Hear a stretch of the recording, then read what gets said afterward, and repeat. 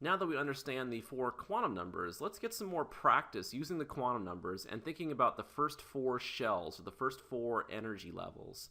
So we'll start with n is equal to 1. So when n is equal to 1, right, the principal quantum number is equal to 1, we're talking about the first energy level, or the first shell.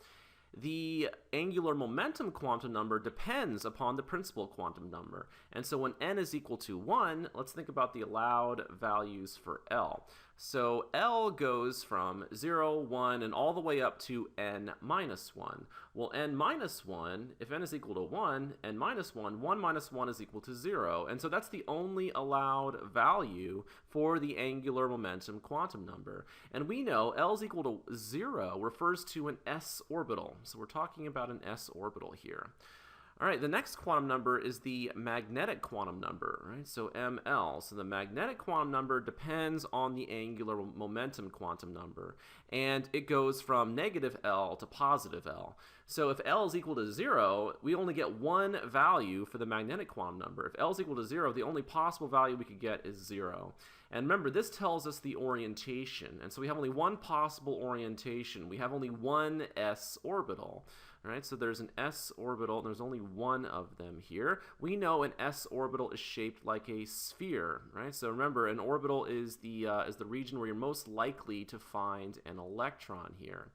So there's a total of one orbital in the first energy level, and you could have gotten that by using n squared. So when n is equal to 1, right, 1 squared is equal to 1. That's the total number of orbitals that you're going to find in the first energy level here. Let's move on to number of electrons in the orbital. So you can fit a maximum of 2 electrons in one orbital. So the fourth quantum number, right? The fourth quantum number says the spin of an electron can either be positive 1/2 or it can be negative 1/2. And so if you have 2 electrons in one orbital, one electron has a spin of positive 1/2 and one electron has a spin of negative 1/2. And so if there's a maximum of 2 electrons in one orbital, we have a maximum of 2 electrons in this 1s orbital in the first energy level. And since that's the only orbital in this energy level, or this shell, that's also the total number of electrons in the shell, right? So the total number of electrons is equal to 2. And you could have gotten that using 2n squared. So if n is equal to 1, right, so 1 squared is equal to 1 times 2, which is equal to 2. So that's the first energy level, or the first shell. Let's move on to the second shell. So this is where n is equal to 2. So if n is equal to 2, the principal quantum number is equal to 2. The angular momentum quantum number, right, what are the allowed values? Right? Well, you start with 0, and you go all the way up to n minus 1. So we start with 0. N minus 1, that'd be 2 minus 1, that'd be 1.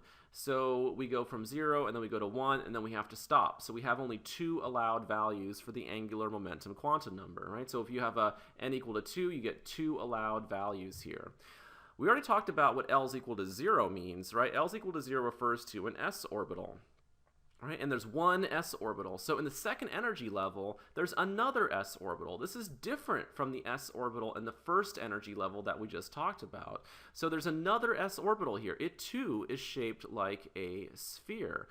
All right, and what I drew here is misleading. I drew this as being a little bit smaller than the one before. Remember, when n is equal to 2, you're further away. Your electron is on average further away from your nucleus here. L is equal to 1.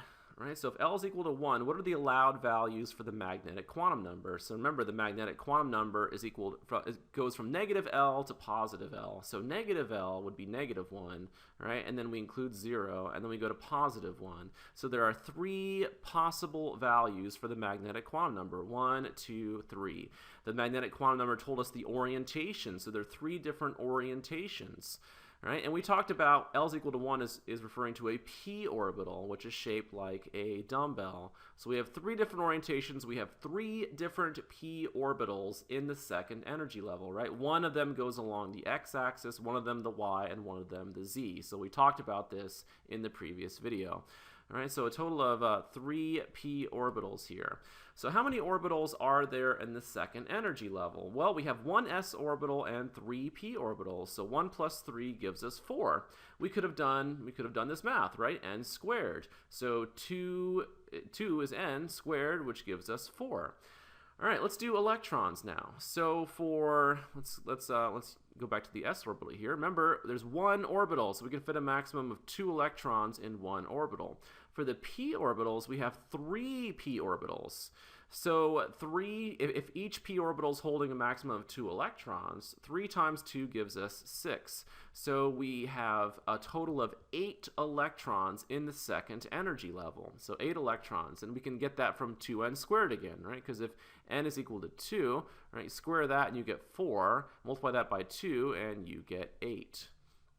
All right, let's go to the third energy level, or the third shell here. So when n is equal to 3, what are the allowed values for the angular momentum quantum number L? So remember, L goes from 0 all the way up to n minus 1. So L goes from 0 all the way to n minus 1. So L is equal to 0, L is equal to 1, and L is equal to 2, because 3 minus 1 is equal to 2. So if we have n is equal to 3, right, we have 3 possible values for L, 0, 1, and 2. We already talked about what L is equal to 0 means, right? L is equal to 0 is an s orbital, right? And there's one of them. L is equal to 1 is a p orbital, and with 3 allowed values for the magnetic quantum number, right, we can have 3 p orbitals in the third energy level. So let's focus in on L is equal to 2. So when L is equal to 2, what are the allowed values for the magnetic quantum number? Well, those go from negative L to positive L. So if L is equal to 2, let me use a different color here. So if L is equal to 2, right, we could go negative 2, negative 1, 0, 1, and 2. So that's a total of 1, 2, 3, 4, 5. 5 values, so 5 different orientations for this orbital. And when L is equal to 2, we call this a d orbital.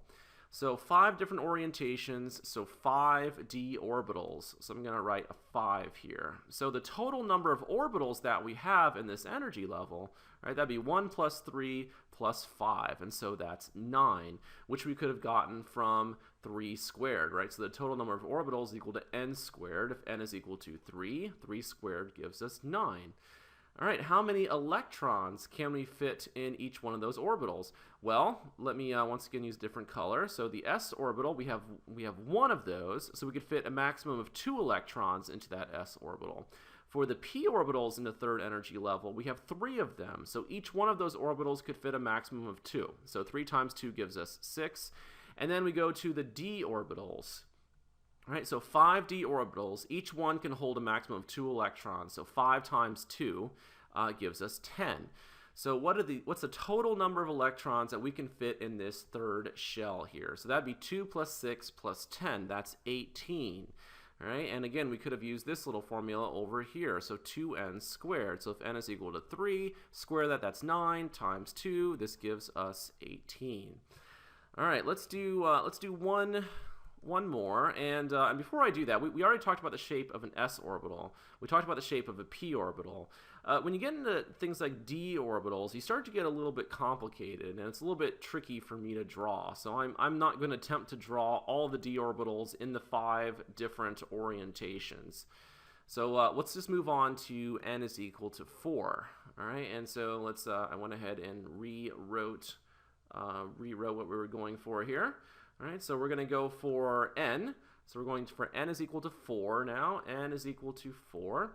What are the allowed values for L? So that's 0 all the way up to n minus 1. So L is equal to 0, L is equal to 1, L is equal to 2, and then n minus 1, that's 4 minus 1, that's equal to 3. So that's the last allowed value for L, the angular momentum quantum number. And once again, if you have 4 here, you get 4 allowed values. All right, when L is equal to 0, we said that's an s orbital. And when L is equal to 1, we said that's a p orbital. When L is equal to 2, we called that a d orbital. And when L is equal to 3, we're going to call this an f orbital.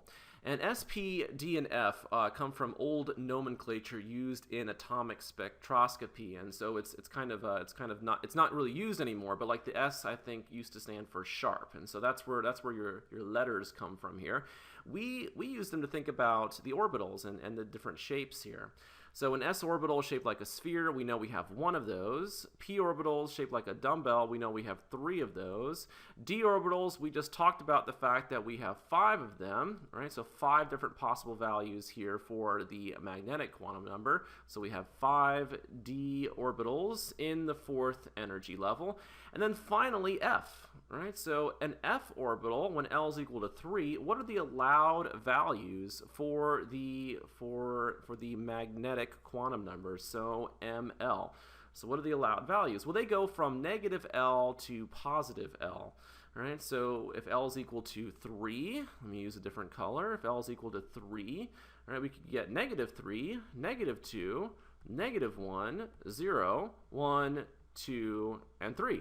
So how many different orbitals are we talking about now? That'd be 1, 2, 3, 4, 5, 6, 7.